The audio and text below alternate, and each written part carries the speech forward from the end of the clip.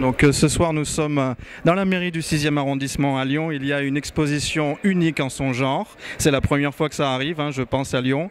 Donc Madame Tolstoï, je vous appelle Comtesse Tolstoï, est venue avec donc des reproductions de photographies de sa famille et donc du célèbre écrivain.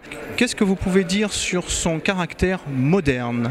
Qu'a-t-il à transmettre à une génération lyonnaise, française, russophone, russophile, de génération récente ou de génération ancienne?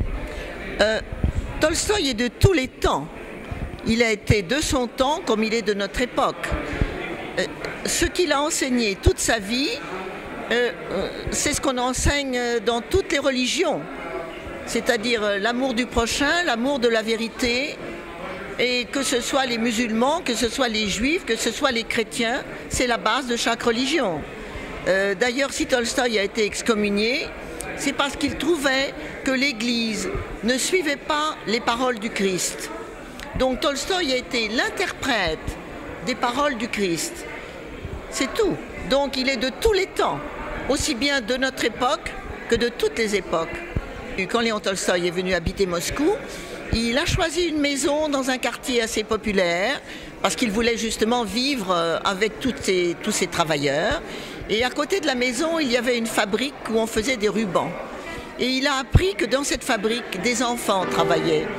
Alors là, il a fait tout ce qu'il fallait pour que ces enfants aillent à l'école et ne travaillent pas dans la fabrique. Parce que Tolstoï lui-même avait monté une école dans sa propriété. Et à l'inverse de Lénine, qui voulait que les gens sachent lire pour pouvoir lire ses oukases, eh bien Tolstoï voulait que les enfants des paysans, de toutes les conditions sociales, puissent lire pour s'instruire.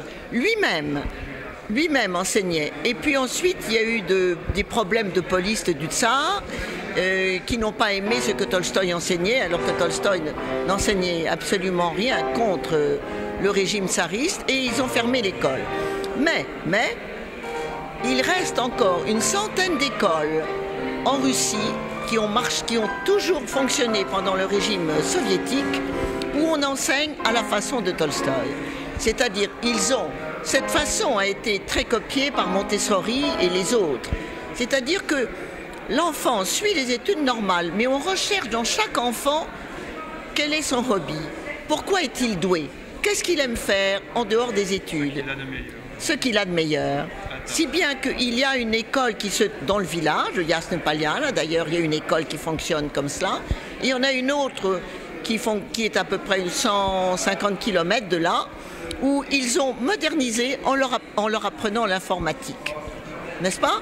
Et c'est très intéressant, et les enfants, il y avait 60 enfants pour 12 professeurs.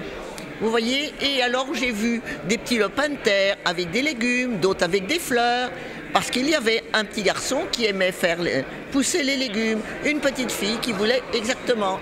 Et puis j'ai vu des enfants qui sortaient avec un violon, parce qu'ils aimaient la musique, on leur faisait faire la musique, il y a l'atelier de peinture, donc de tirer le summum de l'être humain, de ce qu'il aime faire.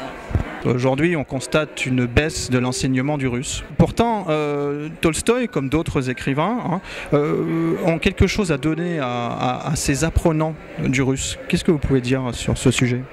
Mais moi-même, je suis tout à fait désolée parce que notre association des Amis de Tolstoï, je suis entourée d'universitaires qui déplorent le manque d'élèves et qui déplorent aussi... comment dirais-je, pas beaucoup de réactions de la part du ministère, parce qu'on n'aide pas du tout pour qu'on apprenne le russe. C'est actuellement le chinois qui est très en vogue et d'autres langues qui ne sont pas le russe.